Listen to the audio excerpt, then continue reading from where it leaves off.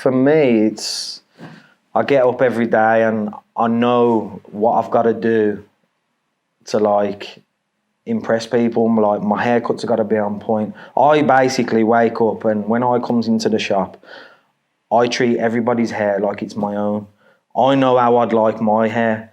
It's got to be on point, sharp, shaped up, fades fresh. Do you know what I mean? And that's how I take that mentality into my haircuts, so to speak. So I'm not going to let a customer out of my chair until I look all the way around that haircut and know that I'm happy with what I've done on that customer. Do you know what I mean? And I try and make sure every member of staff has that mentality as well. My grind, I would say, is, I treat everyone's hair like it's my own, and I make sure I give 110% into every haircut. So with barbering, like, customer service is a big thing because you're interacting with customers on a day-to-day basis. Do you know what I mean? And that customer's going to walk away from your shop, and depending on how you've treated that customer is going to determine on how they speak about your business. And I don't want a bad word said about my business.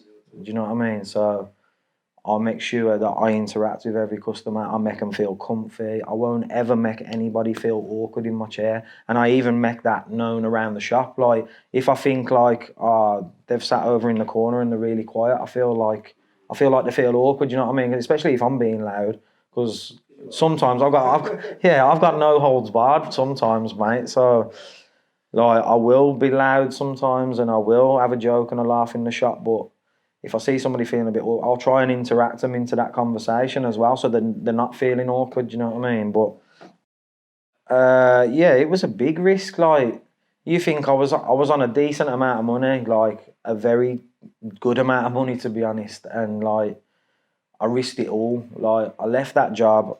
I had a child on the way, and I threw it all away. Do you know what I mean? To take this risk to open my own business, and like, don't get me wrong, I did my groundwork. I didn't just leave the job and go, I'm opening a shop.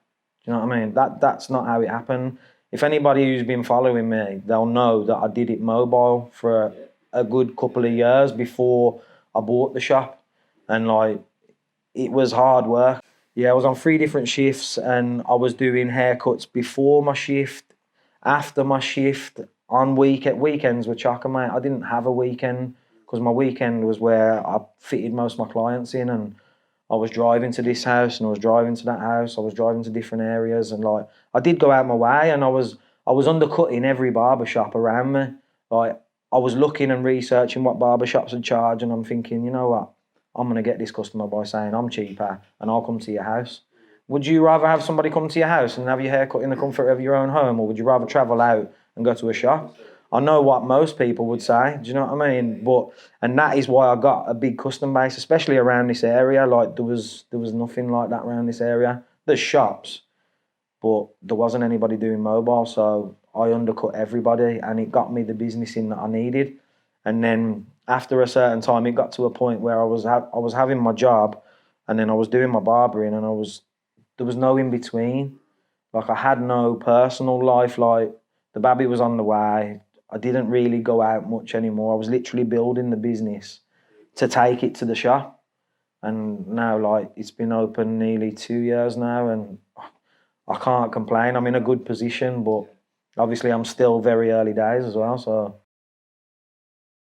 I am a stress head. Like, I got a short fuse, so it doesn't take a lot to tip me over to the edge, but I would say the missus deals with a lot of my stress, bro.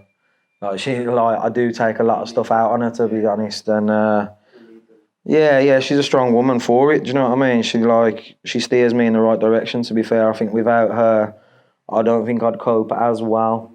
To be fair, my son is my motivation. Like, he's the main. Like, I want to be able to go however many years down the line it is, and I want to leave him something. I want to leave him my legacy. I want to build up a legacy that's that good.